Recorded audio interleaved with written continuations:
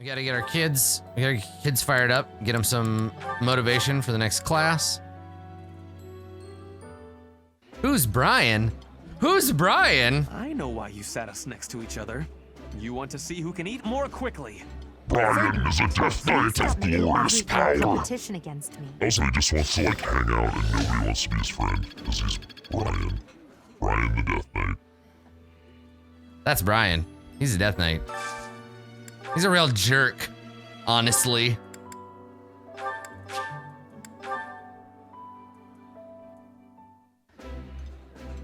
Nice. This is my favorite. Ooh. Yeah. Eat your food, kids. And grow up big and strong, like your boss, the Lord God. So we need to feed Petra and Dorothea now. Petra, there's Dorothea. Looking for Petra. Nope. I don't, there we go. I was like, what is the thing that they both like? Country style red turnip plate.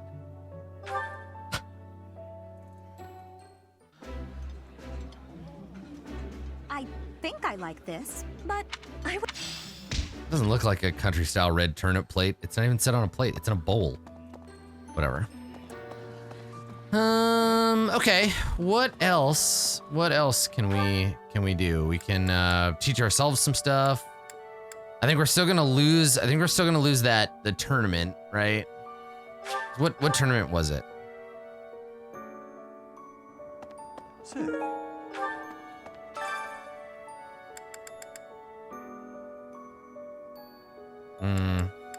Yeah. All we get is 1000 G and an advanced seal anyway, so. Oh, I should go and see what, speaking of which. I should go see what the, item sales person has for me. Out of stock, perfect. So I'm keeping my money this turn. Oh, it's like monthly, right? Not weekly in terms of their inventory. They don't inventory up. Yeah, that would make sense. Okay.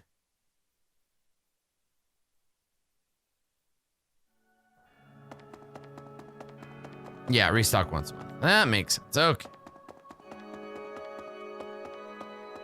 Need something.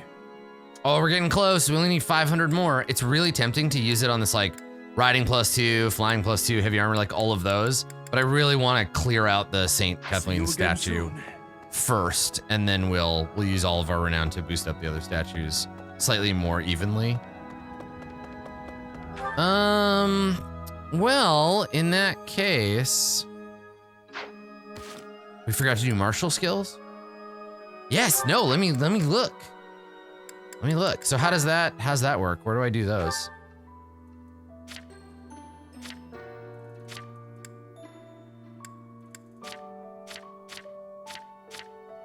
This is all like magic and shit.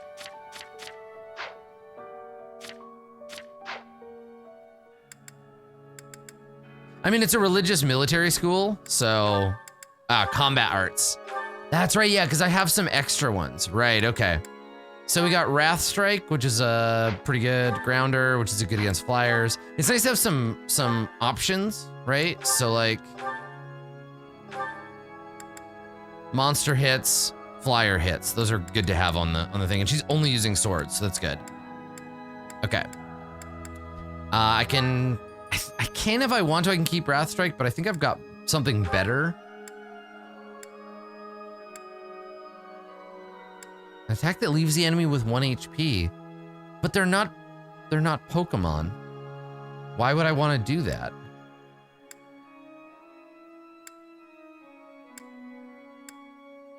And I guess I can swap these when I fight. To give XP from the kill to another unit. Yeah. Interesting. Okay.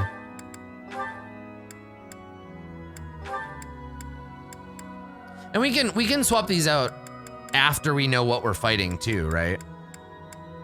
Okay, you, Hubert, you definitely don't need that. I mean, I guess he's gonna learn Lance, so. Tempest Lance, we can get Smash out of there.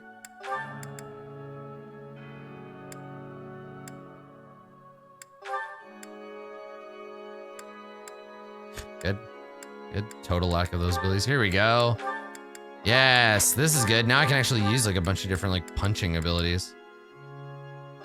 Oh, cool. Brawler has the monk ability, that healing focus. This is like, what's it called in tactics? Chakra?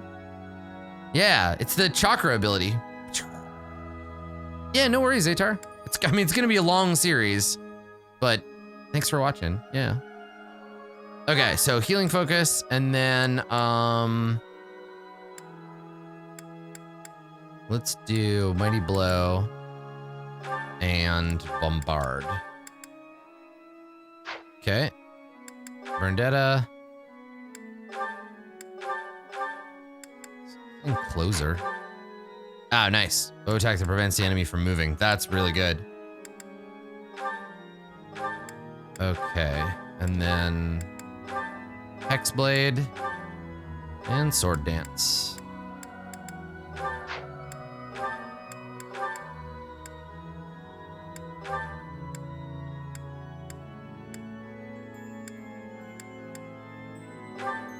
I like Curve Shot quite a lot, so.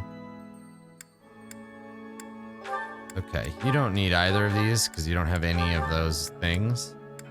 Same with you, Manuela. I love Heavy Draw. I think it's great because the range is so good. Monster Blast, Heavy Draw, and Curve Shot seem fine. What does Hit and Run do? Oh, it just moves you one space. Okay. What's up, Sasquatch? Will I ever try out the other houses, or is that too long of a game? I won't stream the other houses, and chances are pretty good since I don't have a lot of time for like off-stream gaming. This will probably be my one playthrough. I feel very good about the choices that I've made vis-a-vis the house I have chosen. I love my Black Eagle boys. Actually, the boys in Black Eagle are the least interesting part. I love Hubert, I guess, and I love Adelgert. She's great. That's right, glory to the Empire. Yeah, you know, I've brought my Switch on like plane trips and stuff before, and I never play it. I sleep, I watch movies, and I read books. And I work. I like answer email or I Photoshop things. I don't know, something like, I can never stay focused on a game on an airplane for some reason. I can never figure out why. Okay. So I did that, and I did this, and I think I've done most of my like necessary chores. So, I'm working on, who's like a logic teacher?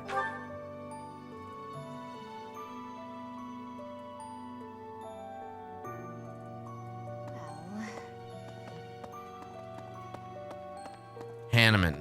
Yep, great. Excuse me. Further, And you can teach logic as well. Okay,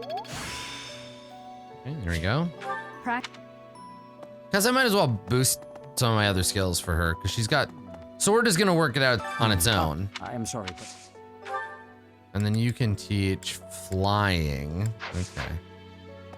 Let's go, yeah, let's go find Hanneman. All the teachers are up on the second floor, pretty much.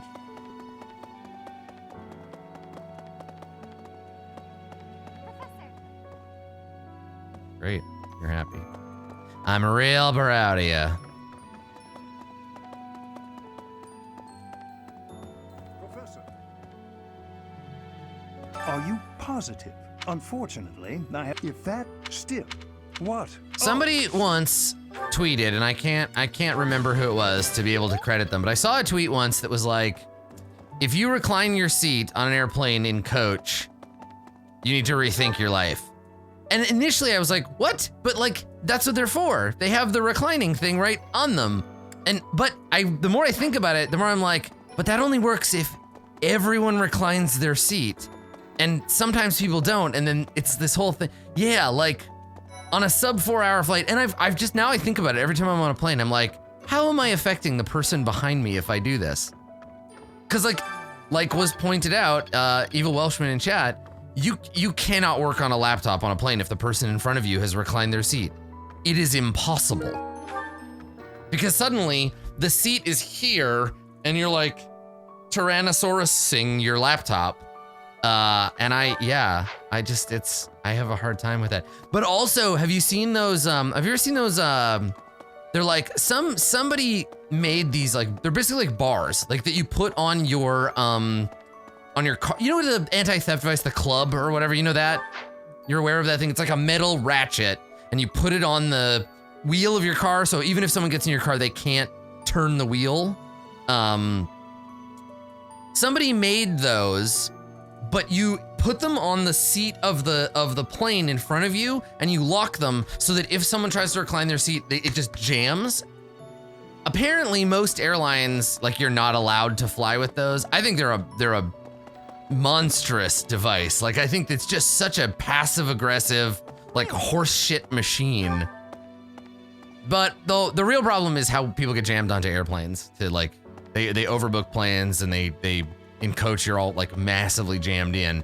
But it's such an interesting microcosm of like the human experience, right? You're like surrounded by strangers that you don't know and maybe you don't feel comfortable enough talking to. So some people have just like designed terrible machines to make it more uncomfortable.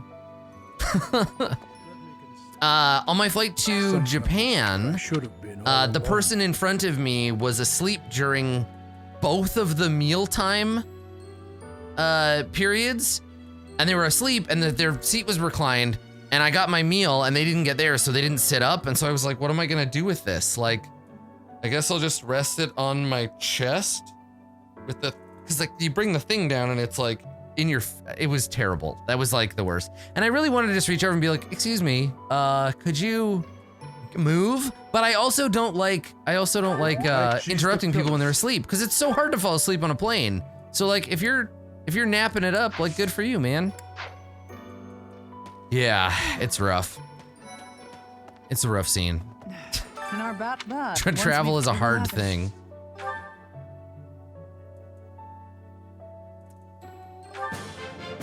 All right. Just, like, I have too many points now. Everybody's so like well fed, and I guess I can here, let's go do singing in the cathedral.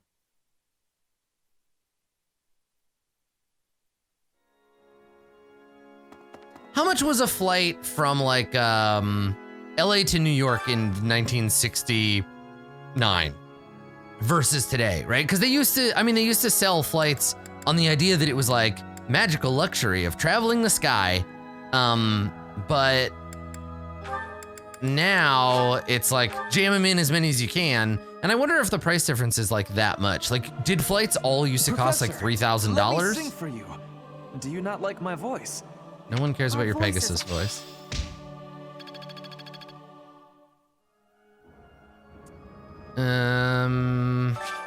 Fire practice is over.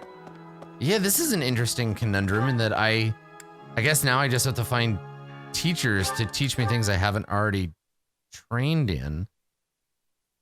Which makes sense. The more points you get, the more you spread out. And that's sort of the end of the end half of the game, is the broadening of the skill base instead of the increasing of the... All right, $1,600.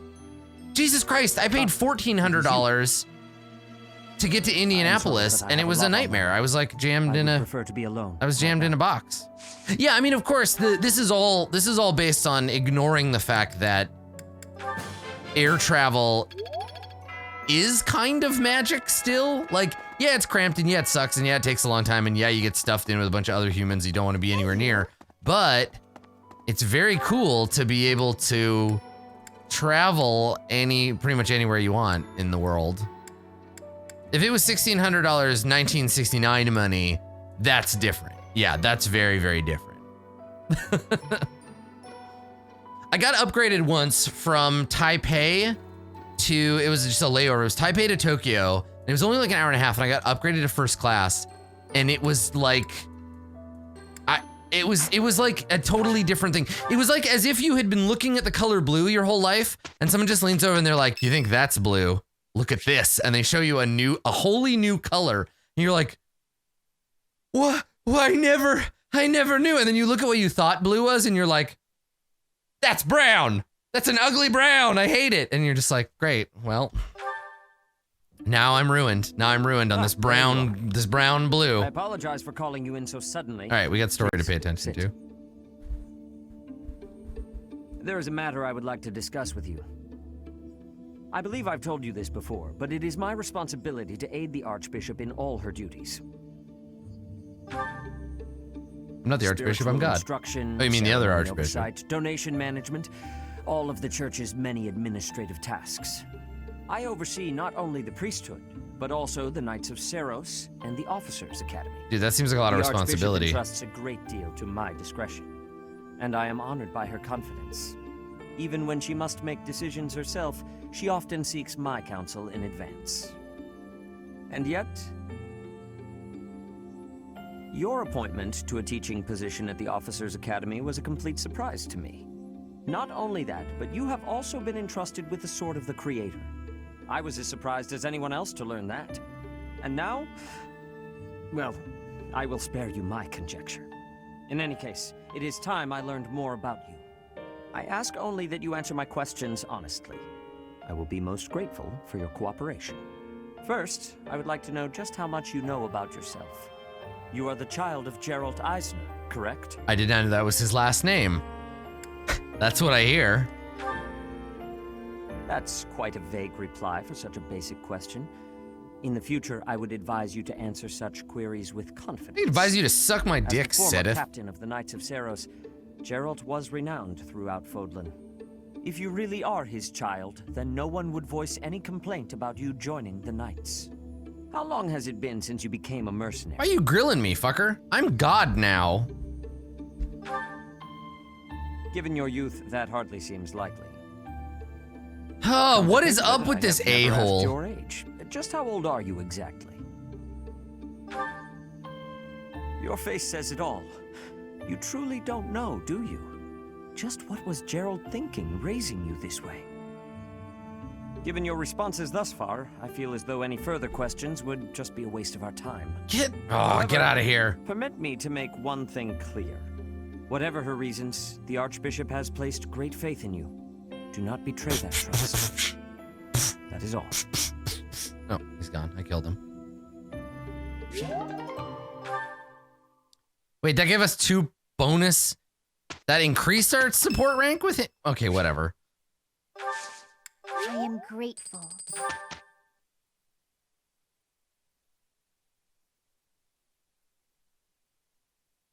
Minty boy. I'm your god. How dare you? All right, we got a mission. We got mission sign. Conflict in the Holy Tomb. Your house ventures into the Holy Tomb to receive a revelation from the goddess. In that hidden place, deep between Garreg Mach. Beneath Garreg Mach, a shocking truth is revealed. Ooh, I love shocking truth. Let's do it.